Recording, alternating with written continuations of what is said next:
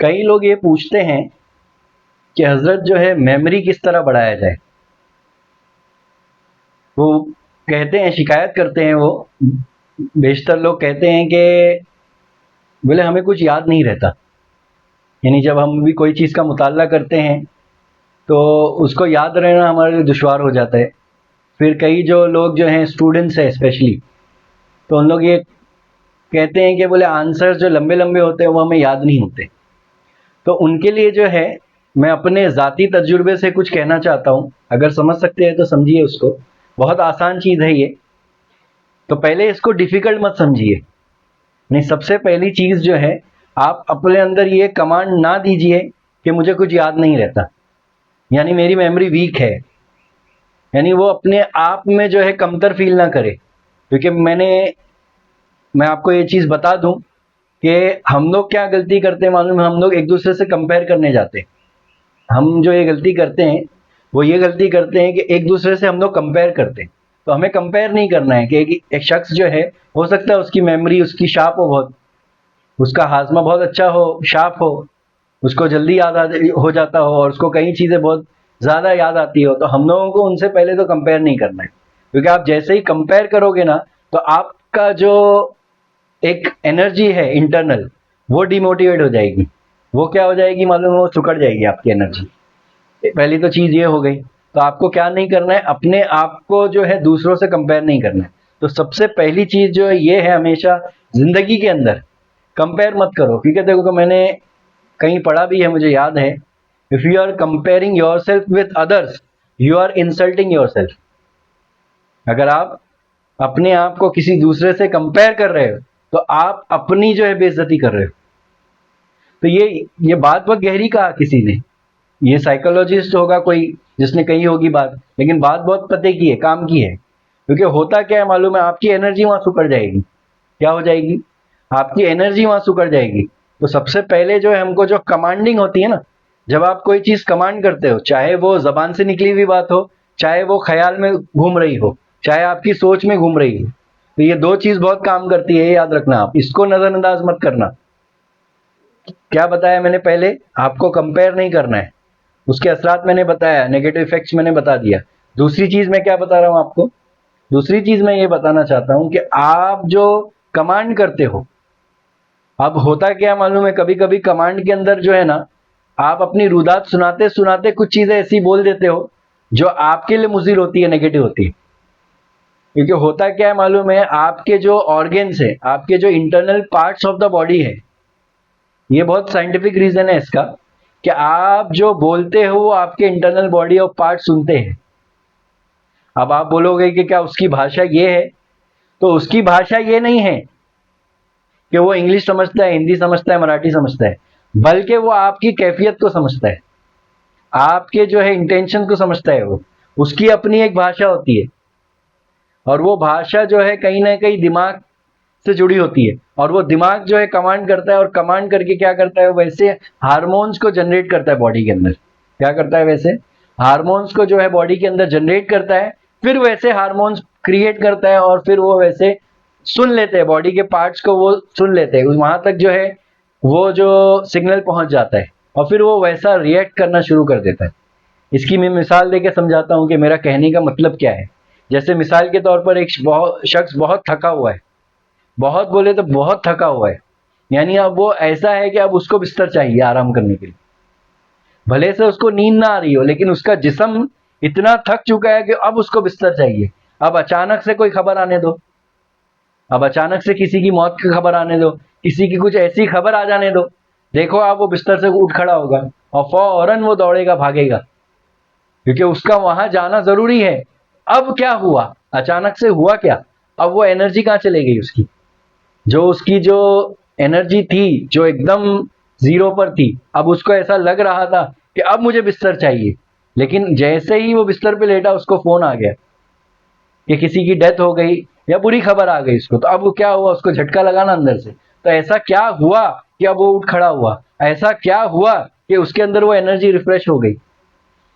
तो उसको कहने वालों ने क्या कहा मालूम है? उसको रेसिडुअल एनर्जी कहते हैं। क्या कहते हैं? Residual energy. ये एनर्जी जो है स्टोर्ड एनर्जी होती है आपके अंदर, इंसान के अंदर अल्लाह ने वो एनर्जी को रखा है, वो स्टोर्ड एनर्जी है। जैसे कैपेसिटर होता है ना, फैन के अंदर देखो आप कैपेसिटर होता है, तो कैपेसिटर का काम क्या है? कैपेसिटर का काम ही है कि अपने अंदर उस एनर्जी को स्टोर कर लेना। क्या कर लेना? स्टोर कर लेना। तो अब अगर उसके पास चार्ज नहीं भी मिल रहा है तो वो जो स्टोर्ड एनर्जी है उससे वो पावर को जनरेट करेगा। तो उसी तरीके से हमारे अंदर भी कैपेसिटर रखा हुआ है। तो वो कैपेसिटर रखा हुआ है हमारे अंदर, तो वो कैपेसिटर काम करता है। तो वो हम लोगों ने क्या किया मालूम है? उसको बेदार नहीं किया अभी, उसका सही इस्तेमाल को नहीं सीखा कि वो रेसिडुअल एनर्जी को किस तरह इस्तेमाल करना, वो हम लोग ने अभी नहीं सीखा पहले। तो वो किस तरह सीखना है, तो वो आप जो है उसके लिए कई मेडिटेशंस है जो आगे मैं बयान में बताने वाला हूं, तो वो मेडिटेशंस कीजिए आप लोग। तो ये हो गया दूसरा पॉइंट। फिर तीसरा जो अहम पॉइंट आता है वो ये है कि आप पहले इस चीज को समझिए कि ब्रेन फंक्शनिंग कैसे करता है, क्योंकि कहीं ना कहीं ब्रेन का ताल्लुक मेमोरी से है। क्योंकि ब्रेन का एक हिस्सा मेमोरी है ना, अरे ब्रेन का एक हिस्सा मेमोरी है ना। मेमोरी वो चीज है जो स्टोर कर लेती है तमाम इंफॉर्मेशन को, तो वो ब्रेन का ताल्लुक है, उसका ताल्लुक दिमाग से है। तो ब्रेन जो है, इसकी जो सलाहियत है, इसको जो एनर्जी मिलना चाहिए, क्या वो एनर्जी मिल रही है आपको? क्या उसकी सही परवरिश हो रही है? क्या उसका ट्रिगर पॉइंट आपके हाथ में है? क्या उसको जो खाना पीना जो मिलना चाहिए, जिस तरह से जिस्म को मिल रहा है, क्या उसको मिल रही है? क्या उसको आप वर्जिश करवा रहे हो? तो ये देखना पड़ेगा। क्योंकि देखो, मैं एक टीचर हूं, मैं एक प्रोफेसर हूं, तो मैं इस चीज को बहुत बेहतर जानता हूं कि जब एक बच्चा पहली क्लास से 10वीं क्लास पास करता है, फिर वो 10वीं से जो 15वीं क्लास पास करता है, तो वो पहली से लेकर 10वीं तक जितने निसाब को पढ़ रहा है, जितने सिलेबस, जितने सब्जेक्ट्स को वो पढ़ रहा है, फिर वो 11वीं से लेकर 15वीं कोई भी फील्ड हो, चाहे वो कॉमर्स हो, आर्ट्स हो, साइंस हो, मेडिकल हो, इंजीनियरिंग हो, ऑटोमोबाइल हो, कोई भी फील्ड हो, लेकिन उस फील्ड के अंदर वो दो चीज पढ़ रहा है, एक थियोरी पढ़ रहा है और एक प्रैक्टिकल्स को पढ़ रहा है।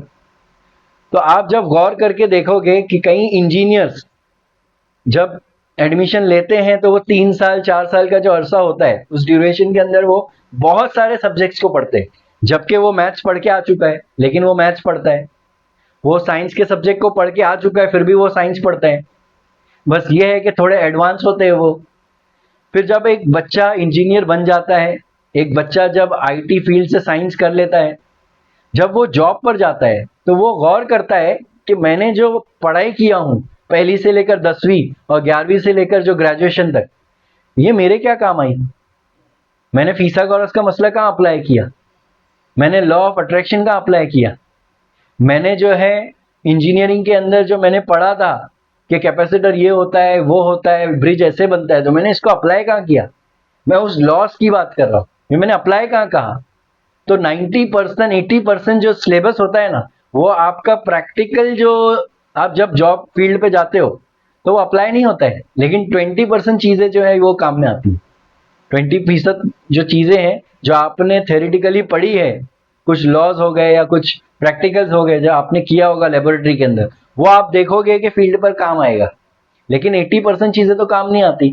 तो इसका मतलब ये हो गया कि वो पढ़ाई करना फजूल हो गया। आप तो यही सोचोगे ना, कह रहे मैंने क्यों पढ़ा इतना।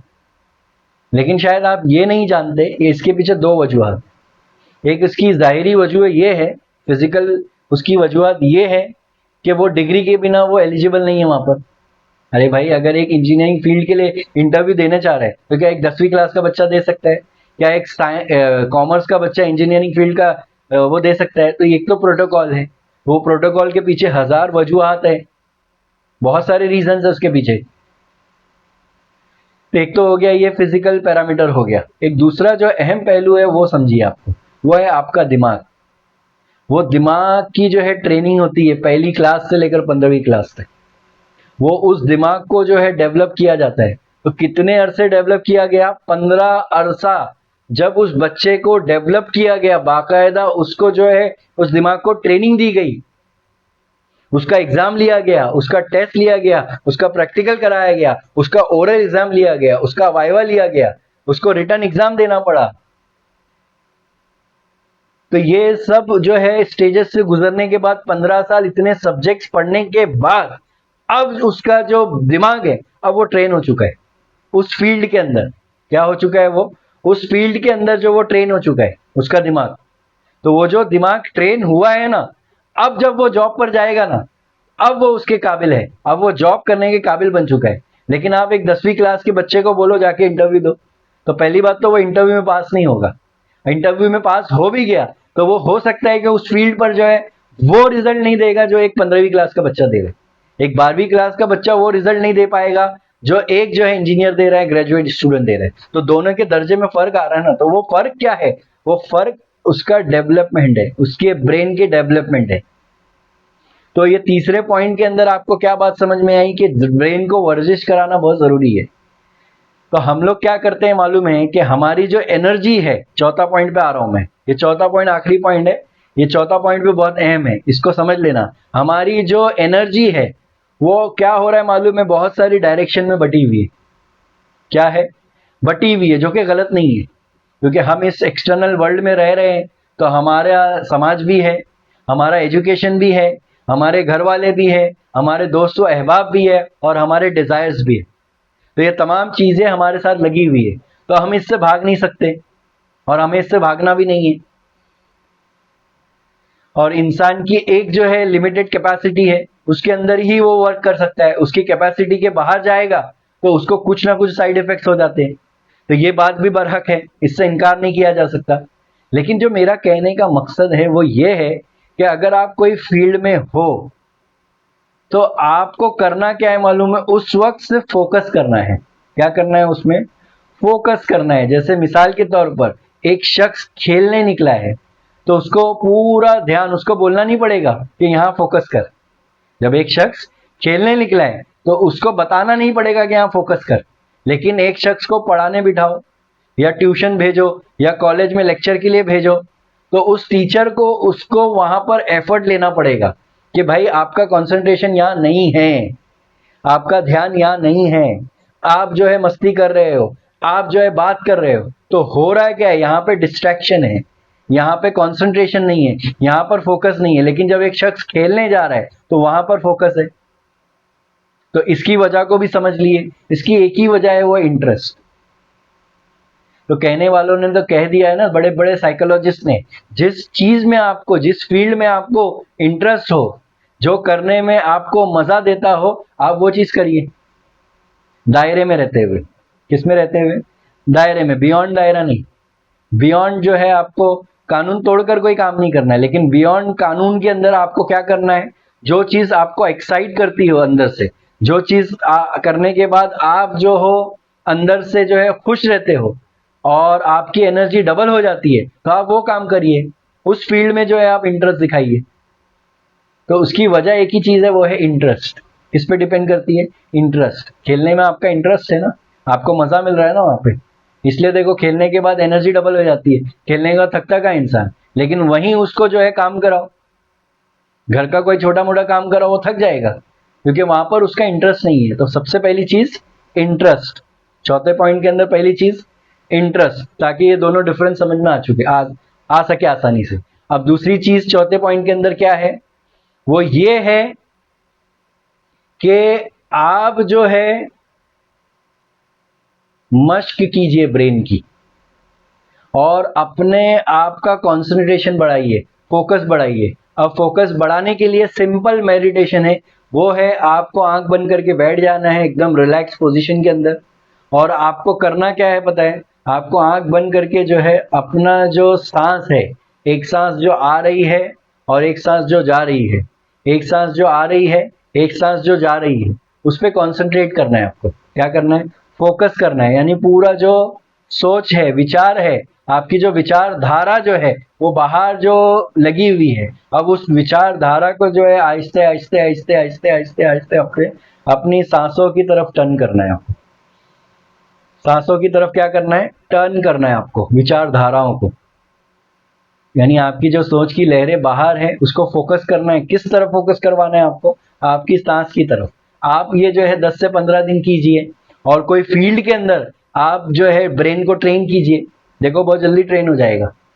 क्योंकि वो जब तक ट्रेन नहीं होगा ना, जब तक उसके अंदर इंटरेस्ट पैदा नहीं होगा, इंटरेस्ट क्रिएट हो गया एक बार, फिर जब वो उस फील्ड में काम करना शुरू कर देता है, मश्क करना शुरू कर देता है, फिर आप देखो आप भूलोगे नहीं उसमें, आपको खुद ब खुद याद रहने लगेगी, क्या होने लगेगी। लेकिन इसमें थोड़ा वक्त लगेगा, तो थोड़ा सा सब्र करना पड़ेगा।